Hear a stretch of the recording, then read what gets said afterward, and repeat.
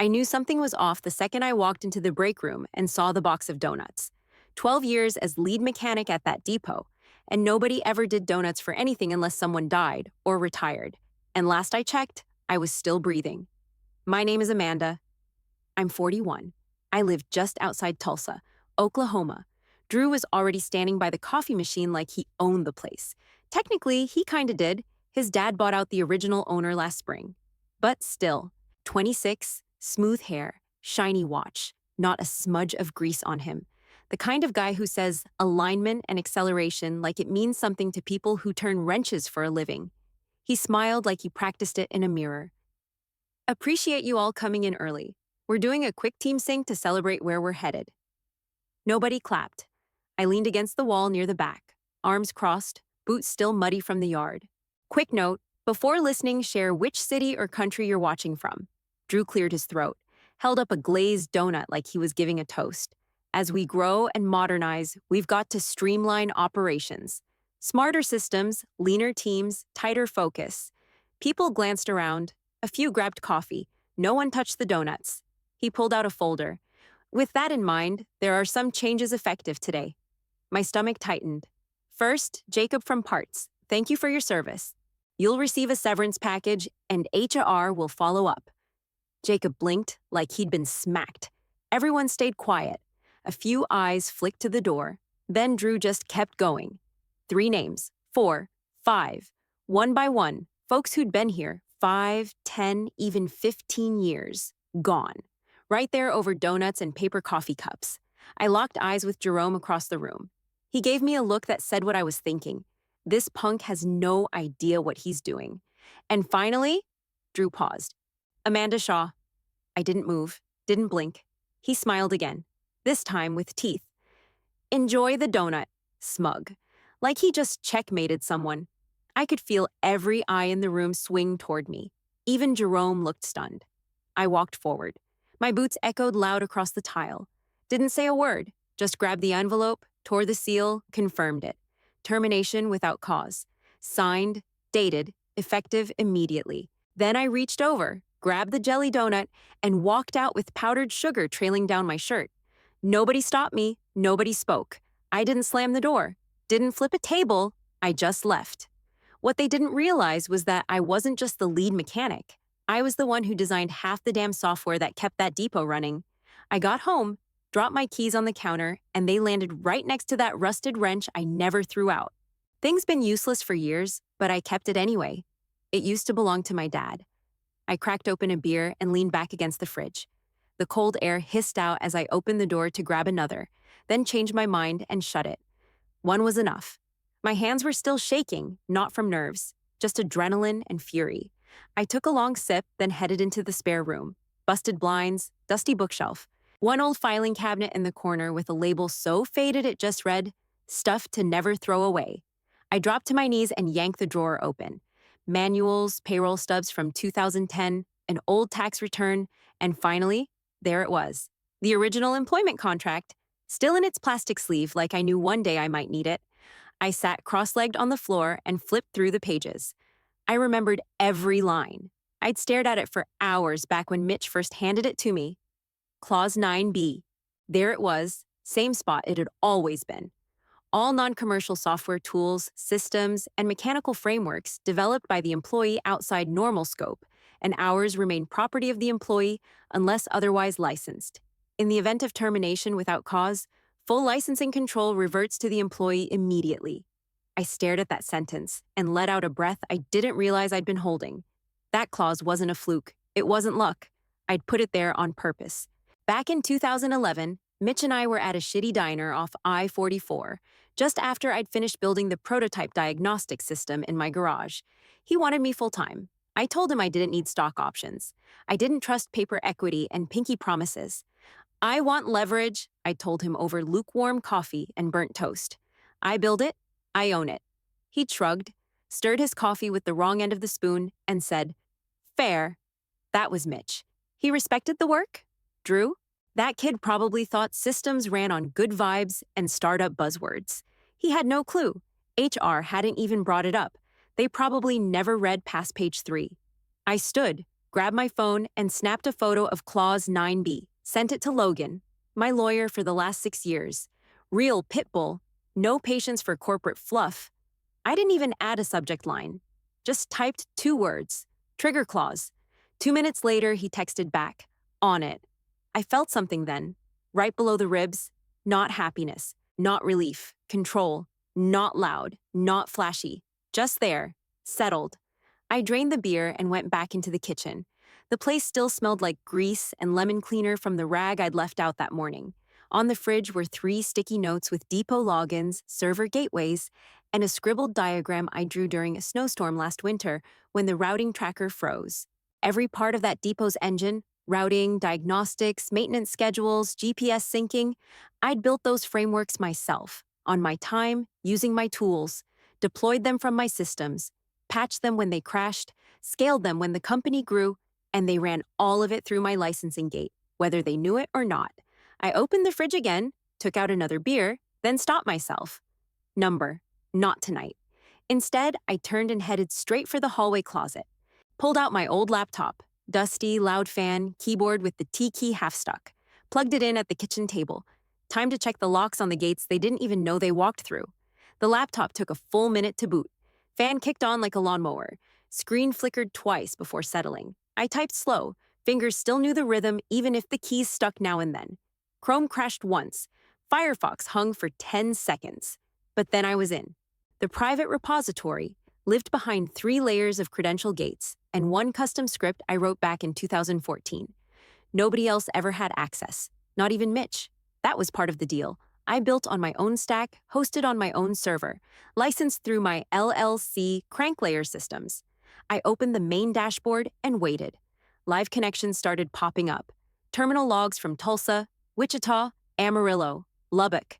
Dozens of depot nodes pinging the licensed server. My server, like nothing had changed.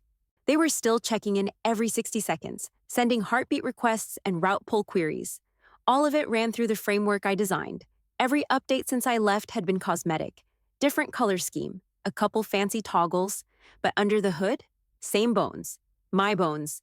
I clicked into a random live log. Node, TULMECH09. Timestamp, valid license, authentication license owner, Crank Layer Systems, LLC software framework, Amanda Shaw v 2.3.7. Not even subtle. I opened the audit trail. 10 years of deployments, all signed under my encryption key. Usage graphs matched exactly with depot output. And the kicker, every core function still routed through the original core module. They'd just wrapped my code in fluff and slapped a new logo on it. Sloppy, lazy, arrogant. They never even tried to migrate off my framework. I hit export full licensing bundle and let the system compile everything. Version histories, server paths, update chains, validation pings, ownership metadata, and the original deployment contract that referenced crank layer by name. Took about 5 minutes. Once it finished, I encrypted the folder and sent it to Logan. Subject line, ready. Body, license history plus framework ownership. Let me know if you want server-level logs too. He didn't wait. 10 seconds later, his reply came through. We're in. That was it. No cheerleading, no big legal rundown, just confirmation. The way I liked it. I leaned back in my chair, that awful cushion digging into my spine. It didn't matter. Nothing else mattered right then. I had them. Quietly. Cleanly. They fired me in a room full of people with a jelly donut in my hand, and I was still holding the keys to their entire system. They didn't need to know I'd flipped the switch yet. I didn't want to burn anything. Not yet. That wasn't the play. They'd keep running. Routes would stay live. Everything would seem normal, until it wasn't. If they wanted to keep using my framework, they'd need to pay. If not, I didn't have to hack a thing. I'd just turn off the lights. The system would collapse under its own weight. They'd be dead in the water, no fire, no drama, just silence. I opened another tab and watched the live terminal logs roll in. Still checking, still dependent, still mine. By Monday morning, I didn't have to touch a thing. I knew exactly what would happen if they kept trying to run the depot without a license check-in. I'd built the system to be resilient, until it wasn't. 3 skipped pings? That was grace. 5? That was warning. After 7 failed validations, the software went read-only. No new routing tables, no GPS syncing, no dispatch updates.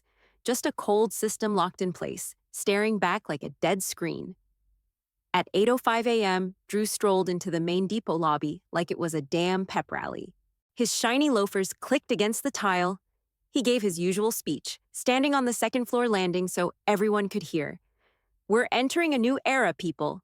Alignment and acceleration. This is the year we scale smart. Some folks clapped. Some didn't even look up. Jerome was already hunched over his monitor, fingers flying across the keyboard like he knew something was coming. By 8:57 a.m., the first route failed to load. Shipping ID number 2203-TX looped on screen for 30 seconds before throwing a blank field error. Then the GPS tag started freezing. Fleet tracker logs vanished. One truck pinged out in Kansas and never updated again. By 9:15, 3 different techs were in a panic. They rebooted the local servers, swapped routers, reinstalled drivers, deleted cache folders. Nothing worked. By noon, a junior tech dumped an entire folder full of system temp files and still couldn't pull a single active delivery route. The interface kept flashing the same prompt. Authorization check failed. Retry in 60 seconds. Nobody knew what it meant, except Jerome. He said it quiet, almost under his breath while staring at his screen. This looks like a license failure. No one answered. A couple heads turned, but no one responded. Jerome leaned back, rubbed his temples, and didn't say it again. By 2:40 p.m., the internal group chat lit up with red flags. Route refresh failed. GPS table empty. Error log won't clear. Even the override stuck. What is going on? That's when someone called for an emergency team huddle over Zoom. The whole thing was being screen shared. I didn't see it live, but Logan forwarded me a clip later. 14 people on camera. Drew at the center with his don't panic tone already cracking. One of the assistant managers, Sandra, I think, spoke up from behind a cluttered desk. We think the system's rejecting validation pings. Drew blinked like she'd just spoken Russian. What validation? Jerome stepped in. The core system calls home every 60 seconds to confirm license status. If it doesn't get the green light, it throttles features down. Eventually, it just shuts access silence. Then Sandra opened a terminal window and pasted a block of raw server log into the chat. Auth fail, key revoked. Crank layer, LLC Amanda Shaw. Right there, in bold letters. My name. The company I registered in 2011. Crank layer. No mistaking it. No dodging it. No blaming it or some bad firmware update. The validation chain was dead, and I was standing on the plug. From that point on, everything moved in slow, awkward panic. People pacing, rechecking logs that already told the story. Nobody looked Drew in the eye. I just sat at my kitchen table, watching it all through the admin panel. Not smiling, not gloating, just waiting. The next Zoom call hit at 3:15. Logan forwarded that one too. I watched it from my laptop with a sandwich in one hand and the audio on full volume. Drew's face filled the screen, red in the cheeks, collar loose, hair a little too perfect like he just ran his hand through it for the 5th time. He tried to keep his voice level, but the panic was bleeding through. We're experiencing a temporary slowdown due to external routing issues. We'll resolve it by reallocating resources and scaling deployment assets across legacy pipelines.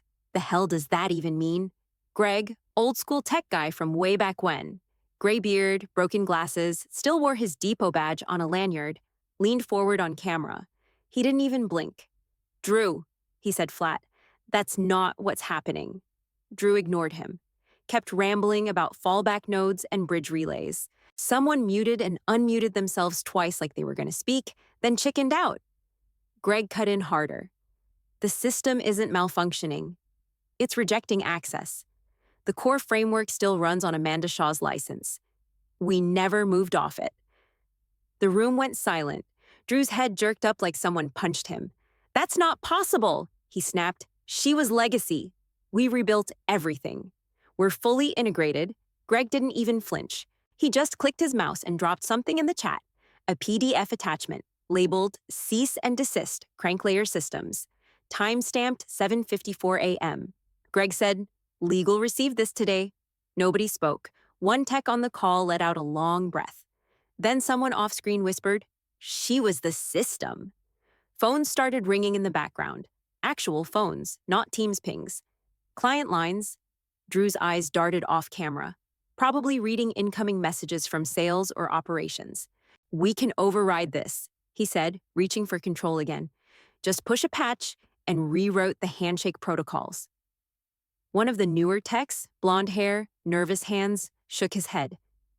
It all routes through the license gate. That's her key. We don't have root access to her server. Another chimed in from dispatch, voice shaky. Routes are missing, half the fleet's in blind zones. Logs are empty. A third voice, from compliance. Where are the legal audit logs? We need those for DOT. They're gone, someone cut in. Wiped clean. Not gone, just offline. Sitting safe on my system, waiting for a check to clear. Drew leaned back, eyes wide, like he finally understood. The system wasn't broken, it was locked. And I held the damn keys. I watched Greg lean forward, real calm. You don't get it?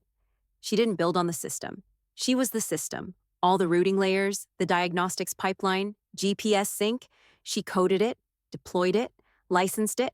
And you fired her without reading the contract. Drew stood up and paced off camera. Then bypass it, he barked. Rip it out. Replace the whole back end, Greg sighed. We'd have to rewrite the engine. Might take 6 months. That's if we had specs. Which we don't. Rebuild it, Drew shouted. We can't be hostage to some old mechanic with a grudge. Greg just said, we're not rebuilding anything today. And it's not a grudge. It's a license. I closed the Zoom window. I'd heard enough. I opened a new tab and started queuing up the next step. Quiet, clean. The next morning, I woke up to 3 Slack screenshots in my inbox before I even had my coffee. First one came from an old contact at FleetSpan. The message thread read, Depot fired the mechanic who owned the routing engine. Now they're offline. The reactions were immediate. 10 laughing emojis. Someone replied, no way that's real. Second one was a trucker forum. Thread title, You fired the brains. Now what? Drivers were piling in, posting GPS maps stuck on blank grids, missed stops, backhaul delays. One guy wrote, I've been parked at a pilot in Missouri for 3 hours because dispatch can't find my trailer. Then came the third, a link to a news article. Headline, Grease, Gears, and Revenge. Fired mechanic brings down depot with claws from 2011 underneath it. A photo of the depot entrance with 2 trucks parked sideways and hazard lights blinking. Right under that, my name, bold as hell. Amanda Shaw, former lead mechanic and software engineer. I sat on the couch with a steaming mug of coffee and watched it all roll out. By noon, my LinkedIn inbox was exploding. 42 new messages, most from recruiters. A few from techies I'd worked with over the years. One from a logistics sales rep at a competitor. He wrote, Hey, did you really own the software? Because if so, holy sh*t. I didn't type out a whole thing. Just sent back a smiley face. Let them fill in the blanks.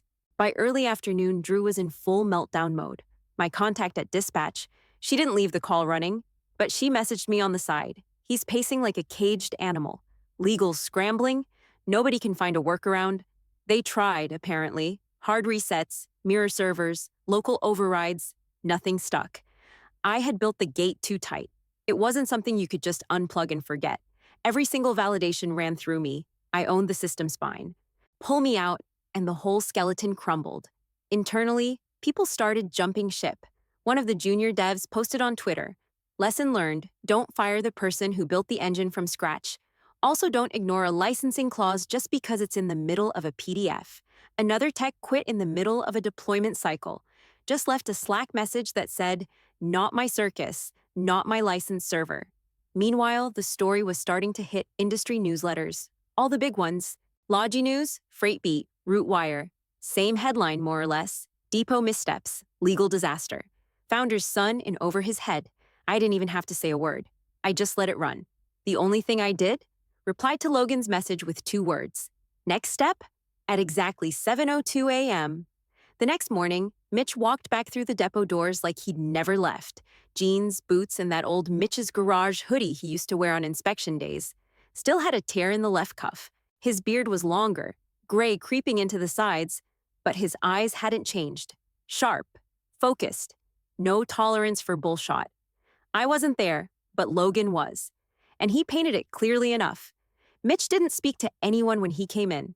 just walked straight past reception, past operations, past the dozen people buzzing in a panic, and went straight into the boardroom. Legal, finance, tech, HR. Everyone followed like a trail of ants behind him. Drew was already inside, fresh shirt, red eyes, a folder clutched in his hand like a shield. He stood when Mitch entered. "Sir, good to see you. We've had a bit of an issue, but it's under control. There was some miscommunication. She was legacy. We've moved on." Mitch didn't sit, didn't say a word at first, just held out his hand, palm open. Drew hesitated, then handed him the termination report. Mitch flipped through it, didn't rush, page after page until he found the line. Termination. Without cause. He circled it with a red pen someone left on the table. Slow, intentional, like he wanted everyone to see it. Then he looked up, straight at Drew.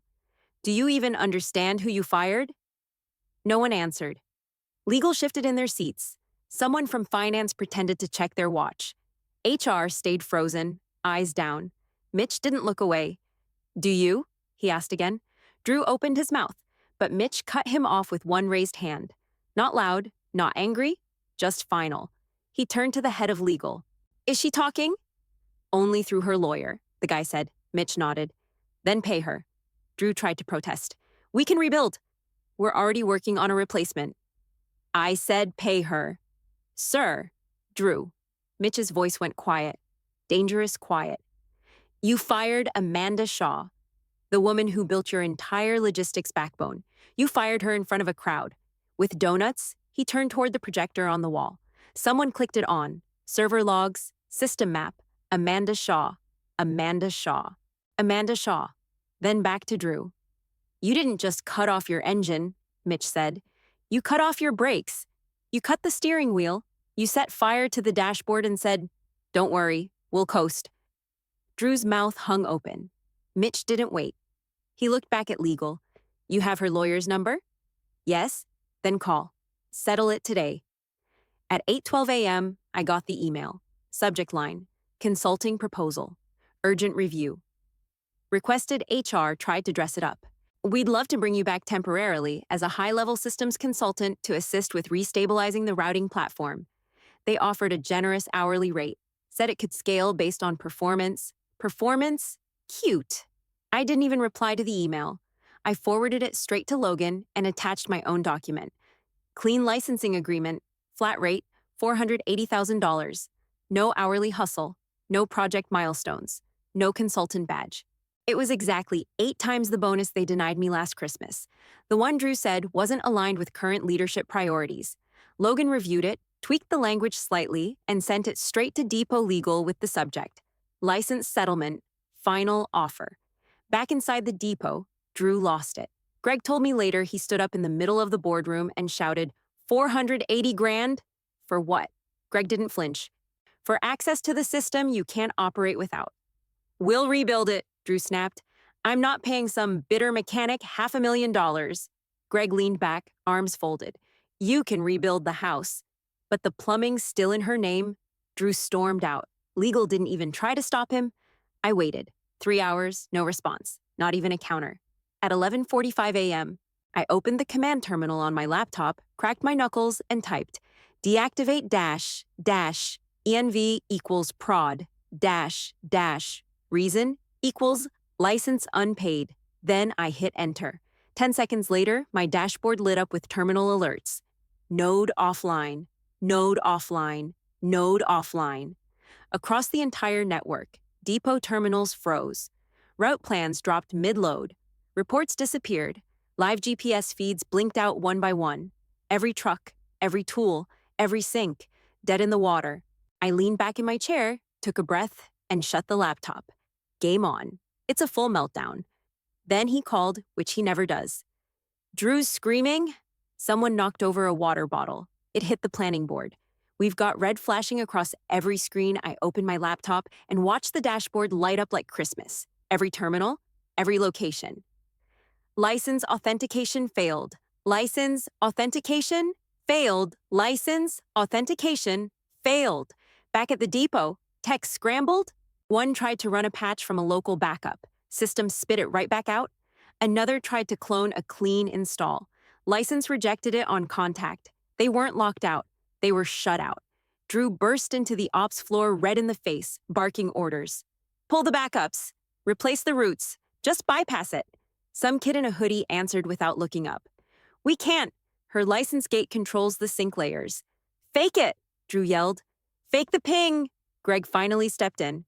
You already proved we need her. Drew turned on him. She held us hostage. Greg didn't flinch. You gave her the keys. Now she's charging rent. Right then, Mitch walked in, calm as hell. Jeans, same hoodie, same old boots. He looked around, took one glance at the chaos, then asked the one question nobody else had the guts to say out loud. What's the cost? Legal cleared their throat. $480,000, flat. No wiggle room. Mitch didn't blink. Greg added, pay her, and cancel Drew's access. He's done. Nobody argued. Mitch nodded once. Do it. 5 minutes later, my phone buzzed. Wire transfer confirmed. $480,000. Sender Central Hall Group, Inc. I stared at the screen, then watched the back-end light back up as each terminal started syncing again. First Tulsa, then Wichita, then Amarillo. Full system restore. My inbox pinged. Group chat. 10 people from inside the depot. Old crew, plus a few new faces. You did it. Then a GIF popped up. Donut on fire, rolling across pavement like a tire. I smiled, typed back one thing. Then I muted the thread. End of scene 9. Word count 783, within 713 to 788 range. Let me know when you're ready for the final scene. Scene 10. I sat in the garage with my feet kicked up on the workbench, an old shop rag under one heel, and a cold glass of iced tea sweating in my hand. Fan spinning lazy overhead. Door cracked just enough to let in the August heat without baking me alive. The laptop was still open on the folding table, but I wasn't looking at it. I was staring at the mini fridge in the corner. I stood, walked over, opened it slow. Inside, right next to a 6-pack of Shiner and a half-used bottle of hot sauce, was a Ziploc bag with one single powdered jelly donut. I'd saved it. I pulled it out, unzipped the bag, and took a bite. Stale as hell. Sweet as ever. Didn't care. It hit different now. The laptop pinged behind me. I didn't rush. Took another bite. Chewed slow. When I walked back over, the new message was already open. Subject: Cranklayer Partnership Opportunity. From Delta Grid Logistics, body was short. They wanted to talk about system design, full-stack licensing, and if I'd ever consider coming on as lead architect. I just smiled, shut the lid, and leaned back in the chair. This wasn't about revenge. This was about reminding people exactly who built the road they drove on. And when they kicked me off it, I took the map with me.